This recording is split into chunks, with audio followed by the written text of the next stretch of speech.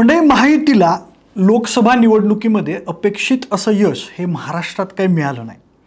मग त्याच पार्श्वभूमीवर विधानसभा निवडणूक पार पडली, पण विधानसभा निवडणुकीमध्ये लाडकी बहीण ही योजना गेम चेंजर ठरली आणि या योजनेमुळे महायुतीला राज्यामध्ये भरघोस असं यश मिळालं। एकूणच राज्य निवडणुकांच्या पार्श्वभूमीवर सुरू करण्यात आलेली ही लाडकी बहीण योजना आता मात्र सरकारची डोकेदुखी ठरत असल्याचं दिसतंय।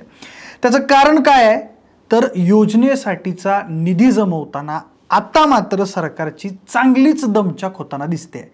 कारण आज ज्या बातम्या माध्यमांमध्ये येत आहेत त्यानुसार सामाजिक न्याय विभागाचा त्याचप्रमाणे आदिवासी विभागाचा जो निधी आहे तो या लाडकी बहीण योजनेकडे वळवण्याचा प्रयत्न जो आहे तो वारंवार सरकारच्या बाजूने सुरू आहे आणि मोठी तूट आतापर्यंत जी सर्वात मोठी तूट आहे ती या विभागांना सामोरं जावं लागतंय।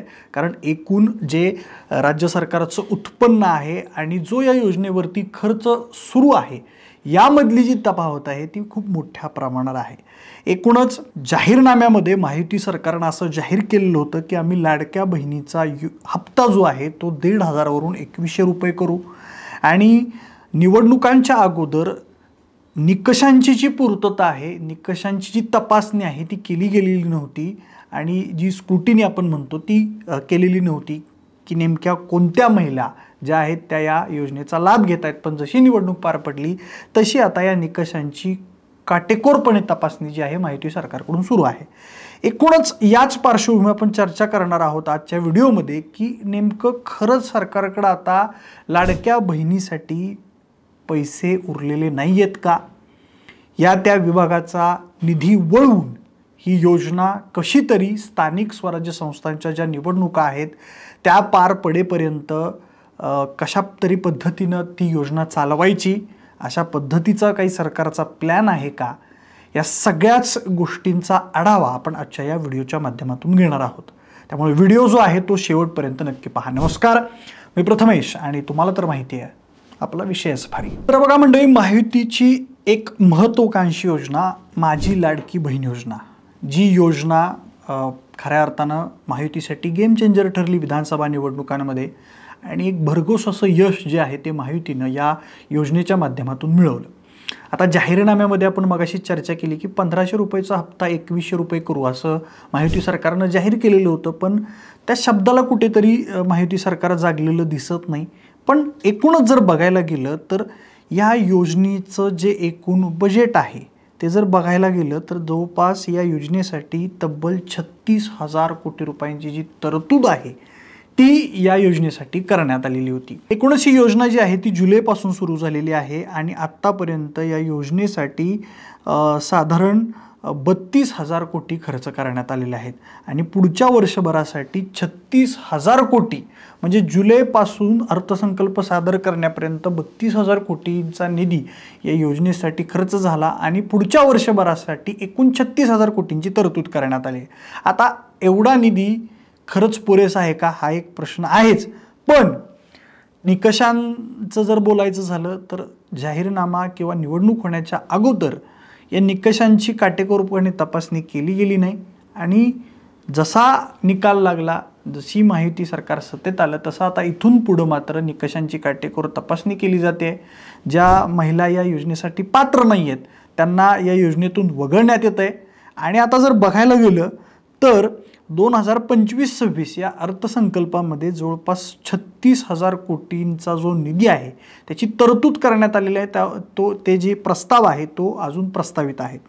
आता जर बघायला गेलं तर नुकतंच या संदर्भातलं एक स्टेटमेंट जयंत पाटील यांचं व्हायरल होते। त्यांनी मागे एक म्हटलेलं होतं की महाराष्ट्राची महसुली तूट ही 20,000 कोटींवरून वाढून आता 45,000 कोटी दाखवली गेली आहे। मागच्या वर्षी 20,000 कोटींची तूट दाखवलेली ती 26,536 कोटींवर सुधारित अंदाजानं पोहोचली आहे, म्हणजेच एकूण तूट ही 60,000 कोटी रुपयांपर्यंत जाईल। राजकोषीय तूट देखील 1,10,000 कोटींवरून आज ती 1,36,000 कोटींवर गेली आहे। हा आकडा सुद्धा 1,50,000 कोटींपर्यंत गेल्याशिवाय राहणार नाही। आता एकूणच जर बघायला गेलं तर जे महसुली उत्पन्न आहे आपल्या राज्याचं, जे आपल्या राज्य सरकारला तिजोरीला उत्पन्न मिळतं आणि राज्य सरकारचा जो एकूण खर्च आहे यामधला जो फरक आहे याला तूट म्हटलं जातं आणि ती तूट आता दिवसेंदिवस वाढत चालली आहे. त्यात बरीच म्हणजे ही लाडकी बहीण योजना. आता खरं तर महिलांना अपेक्षित होतं की 1500 वरून हा 2100 रुपये हप्ता होईल, पण तसं काही घडलेलं पाहायला मिळालं नाही. पण आता सगळ्यात महत्त्वाची गोष्ट अशी आहे की या 2 महिन्यातला जो हप्ता देण्याला उशीर झाला त्यावरती माध्यमांनी बोट ठेवलेलं आहे. कारण लाडक्या बहिणींसाठी आत्तापर्यंत म्हणजे सामाजिक न्याय विभागाचा जर विचार केला तर 410 कोटी आणि 30 लाख रुपयांचा जो निधी आहे तो एकूण 2 वेळा या योजनेसाठी वळवण्यात आला आहे. म्हणजे सामाजिक न्याय विभागाचा एकूण आत्तापर्यंत 820 कोटी 60 लाख रुपयांचा निधी जो आहे तो योजनेसाठी वळवण्यात आला आहे. आदिवासी विभागाचा देखील 335 कोटी 70 लाख रुपयांचा निधी हा 3 वेळा वळवला गेलेला आहे. दोन्ही विभागांचा मिळून एकूण 1827 कोटींचा निधी हा लाडकी बहीण योजनेकडे वळवण्यात आला आहे. वर्षभरात तब्बल 6765 कोटी रुपयांचा सामाजिक न्याय विभागाचा निधी वळवणार जाणार असल्याचं बोललं जात आहे. आता जर बघायला गेलं तर मुख्यमंत्री बळीराजा वीज सवलत योजना आणि प्रधानमंत्री आवास योजना या योजनांसाठी सुद्धा आता सामाजिक न्याय विभागाचा जो निधी आहे तो वळवण्यात येणार आहे. म्हणजे सामाजिक न्याय विभागाची जर आपण तूट बघितली प्रत्येक वर्षीची तर 2021-22 साली 4705 कोटींची जी तूट होती ती आता 2025-26 मध्ये 7314 कोटी रुपयांपर्यंत पोहोचलेली आहे. म्हणजे जो आपण या 4 वर्षातला जो आपण जर फरक बघितला तर जवळपास 3-3.5 हजार कोटी रुपयांची तूट जी आहे सामाजिक न्याय विभागाची महसुली तूट ती वाढलेली आहे. म्हणजे हा खरं तर धक्कादायक आकडेवारी आहे आणि मोठ्या प्रमाणावरती तफावत आपल्याला पाहायला मिळते आहे. म्हणजे एकूण बजेटच्या आता जर बघायला गेलं सामाजिक न्याय विभागाचा तर 22,658 कोटी रुपयांचा निधी जो आहे तो मंजूर झाला आहे. पण इतर योजना ज्या आहेत त्याचाच बोजा या विभागावरती खूप आलेला आहे आणि एकूण मिळून 29,932 कोटींचा निधी या योजनांवरती खर्च झाला आहे. म्हणजे तरतूद आहे 22,000 कोटींची, खर्च झाला 29,000 म्हणजे एकूण 7,314 कोटी रुपये एकूण बजेटच्या म्हणजे एकूण ओव्हरऑल जे बजेट आहे आपल्या महाराष्ट्राचं त्याच्या 2.44% कमी निधी या विभागाला मंजूर झालेला ॲक्च्युअल मिळालेला आहे आणि तूट जर बघितली तर ती 7,314 कोटी रुपयांची आहे. त्यामुळं बघू शकतो कशा पद्धतीनं हे सगळं सुरू आहे. आता याबद्दल अर्थतज्ञ नेमकं काय म्हणतात त्यांची मतं काय आहेत आपण ती बघूयात. अर्थतज्ञ नीरज हातेकर सांगतात की या अर्थसंकल्पात सरकारला 2100 हप्ता करणं शक्य नव्हतंच कारण त्यासाठी 60 ते 65 हजार कोटी रुपयांची तरतूद करावी लागली असती. रेव्हेन्यू डिफिसिट म्हणजेच ज्याला आपण महसुली तूट म्हणतो ती 45,000 कोटी आहे. त्यामुळे योजना बंद करणार नाही, 1,500 हप्ता कायम ठेवतील पण छाननी करतील, गाळणी लावतील. छाननी करतील जी मी सांगितल्या पद्धतीनं निकष लावण्यात येतील आणि जो आकडा आहे या योजनांचा लाभार्थ्यांचा तो कमी केला जाईल आणि छाननी प्रक्रियेची स्ट्रिक्ट अंमलबजावणी केली जाईल आणि त्यांना योजना सुरू ठेवावी लागणार आहे. योजना बंद करणं राजकीयदृष्ट्या परवडणार नाही आहे कारण आत्ता स्थानिक स्वराज्य संस्थांच्या निवडणुका ज्या आहेत त्या समोर येऊन ठेपलेल्या आहेत. आता शिवभोजन, आनंदाचा छिदा या योजनांचा उल्लेख अर्थसंकल्पामध्ये आपल्याला कुठेही पाहायला मिळालेला नव्हता. त्यामुळं कर्जमाफीवर सुद्धा काही बोललं गेलेलं नाही. त्यामुळे या योजनांचा सुद्धा कुठंतरी बंद करून त्या योजनांचा सुद्धा निधी या लाडकी बहीण योजनावरती वळवण्यात येऊ शकतो. शिवाय आता जर पुढं असं सांगतात डॉक्टर नीरज हातेकर की महाराष्ट्र कर्ज फेडण्याचं व्याज देतो ते बऱ्यापैकी आहे, आपले खूपसे पैसे महसुली खर्चाच्या उत्पन्नापेक्षा जास्त आहेत.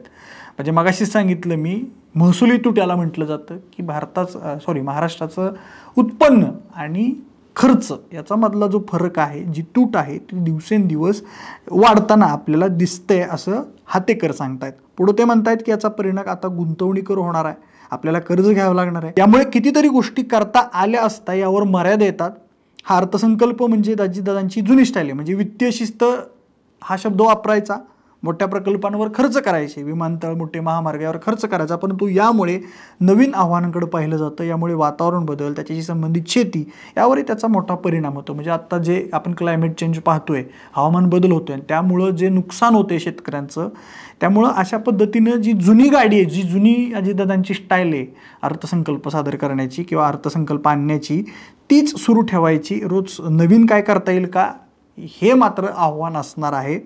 आता एकूण जर बघायला गेलं या सगळ्याचा जर विचार करायचा बघितला 2100 तर शक्यच नाही, कारण 60-65 हजार कोटींचा निधी लागू शकतो. पण जी महसुली तूट दिवसेंदिवस वाढत जाते त्यामुळं महाराष्ट्र सरकारला कर्ज घेऊ लागू शकतं. याचा परिणाम कुठेतरी लाडकी बहीण योजनेवरती होण्याची शक्यता ही अर्थतज्ज्ञांकडून वर्तवली जाते. आता या संपूर्ण गोष्टीबद्दल तुम्हाला नेमकं काय वाटतं? तुमची मतं आम्हाला कमेंट बॉक्समध्ये नक्की कळवा. लाडकी बहीण योजना खरंच स्थानिक स्वराज्य संस्थांच्या निवडणुका होईपर्यंतच सुरू राहील का, की त्यानंतरही सुरू राहील? ही योजना सुरू ठेवणं कितपत शक्य आहे? तुमची मतं आम्हाला कमेंट बॉक्समध्ये नक्की कळवा. आणि हे विश्लेषण तुम्हाला जर आवडलं असेल आमच्या यूट्यूब चॅनलला सबस्क्राईब करायला अजिबात विसरू नका. धन्यवाद.